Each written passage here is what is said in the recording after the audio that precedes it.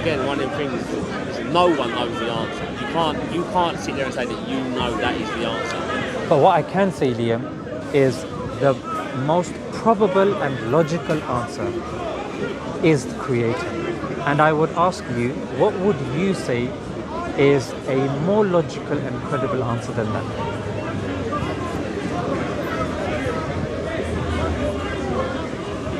I'm not an academic in any sort of way. You don't have to be. Yeah, I know what you're saying, but sometimes everyone has their own opinion. I believe that it's just the conditions. The conditions are right, and we're just. I don't question life too much. I just try and focus about living. Why do you think that is? I don't know. I just don't. It doesn't concern me. I do think about it. I think why are we here? What's the meaning of life? Things like that. But then.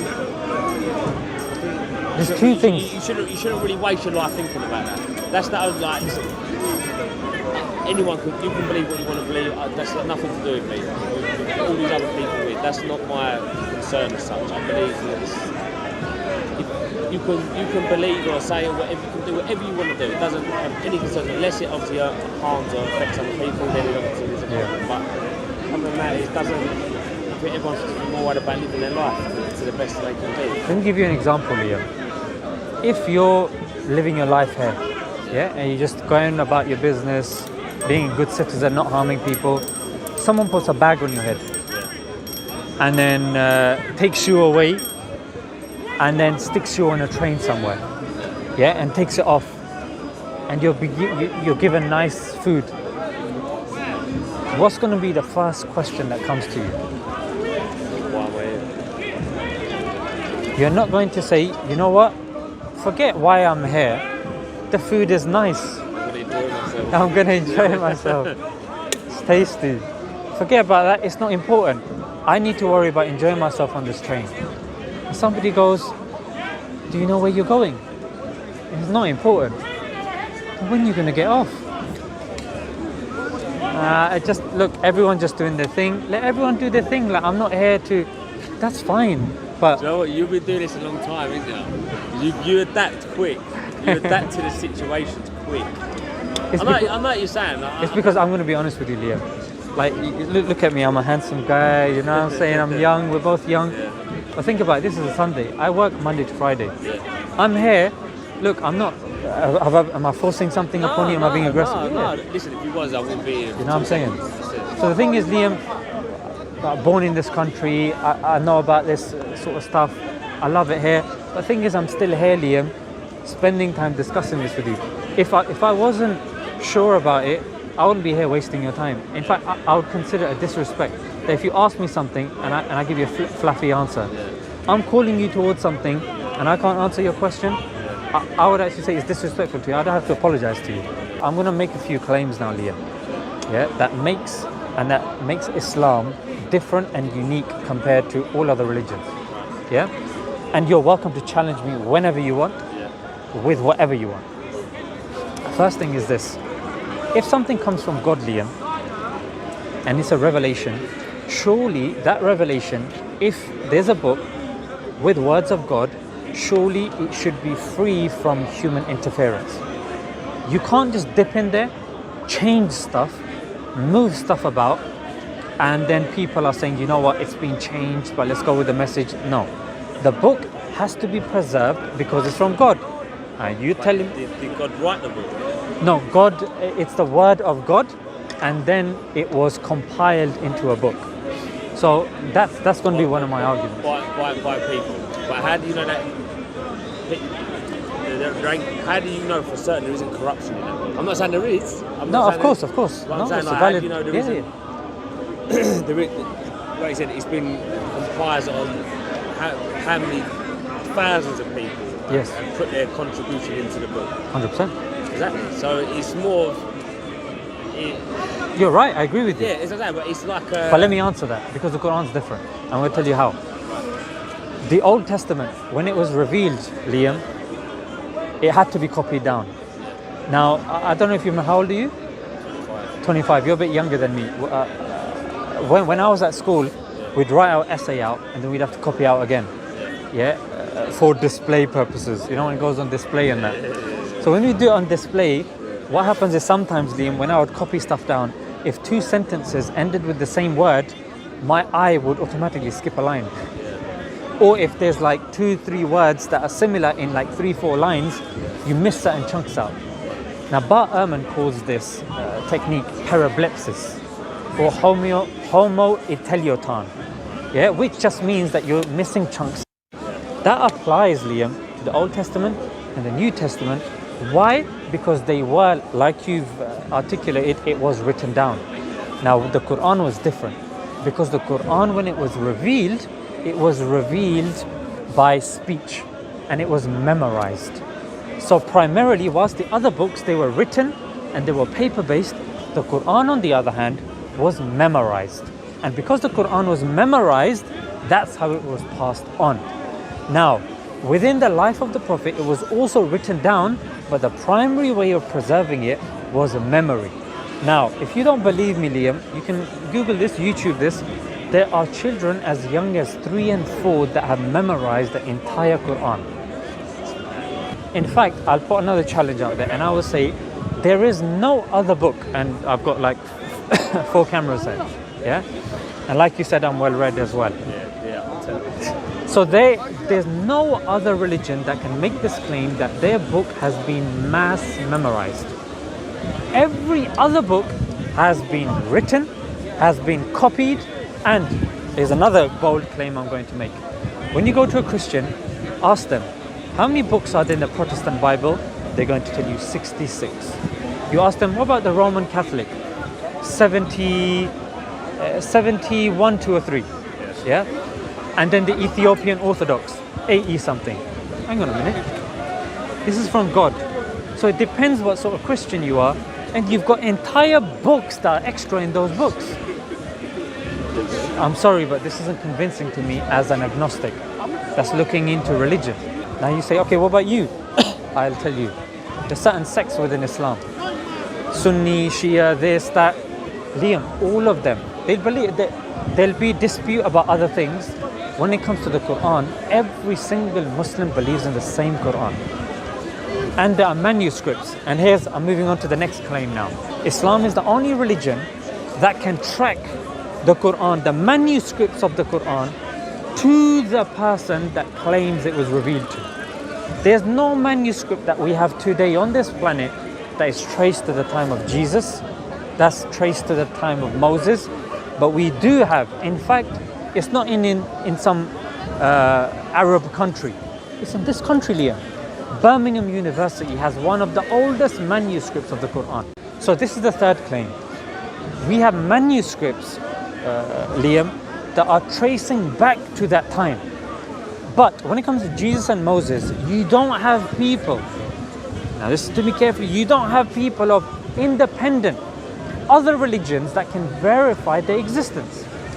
Now obviously as a Muslim we accept Moses existed, Jesus existed because it's in the Quran.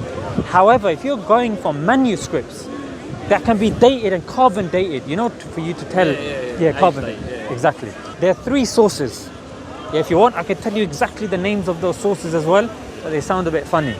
Yeah, you want me to tell you the name of the 3 independent non-Muslim sources that verify that the Prophet existed in the 7th century? All right. The first one is the Nestorian Chronicle.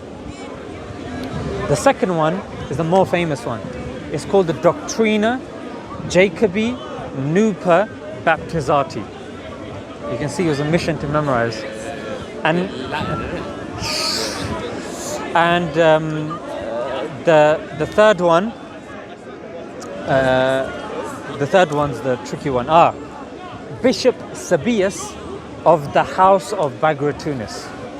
So these are 3 independent sources that are dated to the 7th century that talk of a Saracen leader, Saracens is what they called the Muslims at that time, who claims to have the keys of paradise. Yeah? And we have archaeological evidence, manuscripts that trace back to the people who succeeded the Prophet in terms of Khilafat, like you've got Abu Bakr, Umar, Uthman, Ali. Yeah, you have evidences, you have coins that can be, traced back to the time. In fact, today I've ordered a book. It's by Anthony Shawn. He's written a book in which the first chapter is just about evidence proving that the Prophet existed from non-Muslim sources, be it coins, be it epigraphies. I think I'm pronouncing it properly. Epigraphy is like, you know, when there's marking on stones, like writings and stuff like that. So you've got, but Liam, when you speak to these other people, and you're more than welcome to do so, in fact I encourage it, they will not be able to give you this stuff. In fact, they will pick up any Bible. The most popular Bible you're going to pick up is called the King James Version. And read the preface. In the preface it says this book has major and minor errors in it. Then pick up the Qur'an, and then you're going to see there's no such word like that. In fact, there is no preface. It just starts off. You know what I'm saying? Go straight into it. It's been preserved. There's evidence. Then you're like, okay, Qur'an is preserved. The other books aren't. They got proof archaeologically that can be carbon dated. You got manuscripts that are present. You got the Qur'an that accepts the previous prophets as well. It's not saying, oh, you're wrong, you're this. You're just saying that at that time, we accept Jesus was alive at that time and he was a prophet. Thereafter, we say that the books were changed. Yeah? And now the prophet came with the final revelation, and we're making the claim that the Qur'an has not been changed. Jesus spoke Aramaic. The New Testament's written in Greek. We're reading in English. Aramaic, Greek, English. Okay, what about you, Muslim? What are you saying, mate? Alright, I'm saying the Prophet spoke Arabic. The Qur'an's in Arabic. We read it in Arabic. Yeah, we read the translation, but we read it in Arabic primarily. Alright, cool. Translation, what about translation? Yeah, just Arabic to English, but Aramaic is not. Have you heard anybody saying, yeah, man's learning French, Spanish, man's doing a bit of Aramaic on the side? You heard anyone say that? Never even heard of it before. You know what I'm saying? Yeah. But Jesus spoke Aramaic. So the thing is, Arabic is one of the top 5 languages. It's a live language. So surely, if a language is being claimed that the final testament is written, then show me the language. Okay, you got the Middle East that's speaking that language. It's a live language. You can do it. Let's study in SOAS universities here, Birmingham University. You can study even in A levels if you want to study it. No problem. Who's studying Aramaic? Who's studying Hebrew? It's not. Even Hebrew, the Old Testament is written in Hebrew. Here's what I want you to do today when you go home, Liam. Today when you go home, you live by yourself. When you go home, before you shut the light, or when you're about to go to bed, shut the lights. Raise your hand in a way that you know is fitting. You raise your hand, or you pray however, and you don't use any name, any title. Say, God, if you're there, whoever you are, wherever you are, guide me. You're not calling towards a religion. You're not calling towards a person or a being. I'm not saying you have to go through me. I'm not saying you have to go through Muhammad. I'm not, sallallahu alaihi wasallam, peace be upon him, or anybody else. I'm saying you alone, with no feeding from me, you converse with your Lord. Because if he's there, Leah, if he's there, and you're genuine and you're saying, you know what, God, I want to prove to you that I was sincere today, because I went there for the first time and I stood with my man for over an hour. If that doesn't show my sincerity, I don't know what does. I was respectful. Yes, I pushed back because he's making claims, but you know what? It didn't make sense. So God, if you're there, like allow it in it, like guide me. Like don't let me go astray. If you're there, if not, then I'll live my life. That's all I'm saying, Leah. I'm not saying for you to watch anything, speak to anybody, do. And then I'm just saying, pray to the one God. Everybody here, Liam, believes in some sort of God. So what you're doing is that's what you're doing. You're praying to that God, and you're saying, if you're genuine, then I want you to guide me to the right method to seek the answer. That's all I'm saying, Liam. We believe as Muslims that even if a non-Muslim, if let's just say I oppress you, but you don't believe in God, and you make a prayer against me, that prayer will still be heard by God, and I'll still be punished for it. Sorry. You're right. So what I'm trying to say is, prayer is something that we believe that even non-Muslims can do. Yeah, just speak. Say, God, you know what, it does make sense. Like when you look, bro, just look at the way the sun is hitting us, the way the light is hitting the grass, the way that tree is able to kind of, you know, spread out, and the way human beings are able to communicate language. What's the difference between us and animals? We have language. We question purpose. We cook food. We think deep issues. We question purpose. Yeah, there's so many things that make us unique, and it's these sorts of things, Liam, that I want you to ponder upon, and you use that when you're communicating with God, and then let me know. You know what, you just sitting there now, you know what, you are a good speaker, But yeah, no, I'll definitely be back up. I'll definitely probably end up seeing me again up here, trust me. Brilliant. It's like food for thought as such, you know what I mean? I'm gonna, Yeah, of what do course. you think I'm going to be thinking about? I've got to ride back to East London in a little while, so like East Ham, so it's going to be, if you don't, once you see something, you're always going to think about it as such, you know what I mean? So, Yes. I mean, listen, it's good to hear your side of things and speak to someone who's educated like yourself. Glad to hear it. It just gives you more sort of stuff to think about as such, you know what I mean? It's like the sort of points you made about the Qur'an and things like that. I'm not saying I'll change, I won't be religious in any way, but I'd say it's a good side to view something as such, you know, like to hear your beliefs, facts and things like that, and then not just sort of apply it to a different way of thinking as such, you know what I mean? Not just think as the way I think, just sort of see it how you see it as such, you know? Thank you for your time and patience as well, and your questions. No problem. But it's mad. I'll definitely be up here again. Excellent. Hopefully I don't get collared for another hour, but I've got to ride back yet. But yeah, no, it's good talking to you anyway. Likewise. Yeah? Have a safe journey. What was your name? My name is Zishan. Zishan, yeah. Zishan, and the channel is To Jenya.